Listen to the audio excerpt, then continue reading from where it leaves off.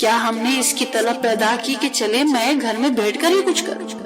اور ماشاءاللہ گھر میں بیٹھنے والی ہماری بیٹیاں بہنیں ایسی بھی ان میں سے ہیں، بلکہ بے شمار ہیں، جو پتہ نہیں کیا کیا صفات ان کے اندر ہیں، کیا کیا صفات ان کے اندر ہے۔ ان کو بولنے کا ڈھنگ آتا ہے، ان کو دلائل دینے کا ڈھنگ آتا ہے، ان کے اندر اللہ کی محبت ہے، ان کے اندر سیکھنے کی انتہائی صلاحیت ہے۔ وہ اگر آگے آتی، وہ بیٹی وہ بہن، وہ اگر محنت تھوڑی سی کرتی، پتہ نہیں کتنوں کو بدل دیتی۔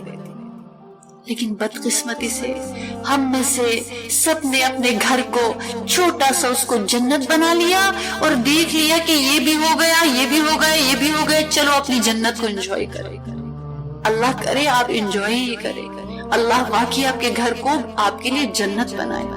لیکن کیا یہی جنت ہے ہمیشگی کے لیے؟ کیا اسی جنت میں ہی ہم نے رہنا ہے؟ کیا ہم نے اس دنیا سے کچھ نہیں کر جانا؟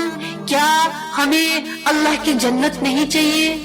کیا وہاں پر جا کے ہم سے سوال نہیں ہوگا؟ کیا وہاں پر جا کر اللہ کے رسول سے سامنا نہیں ہوگا؟ کیا اللہ کے رسول وہاں پہ عدالت میں یہ جواب نہیں دیں گے کہ یا اللہ یہ میری امت کی بیٹیاں اور بیٹے ہیں جنہوں نے قرآن کو پس پشت ڈال دیا تھا؟ یعنی وہ رسول محترم ہمارے خلاف گواہ بن رہے ہیں۔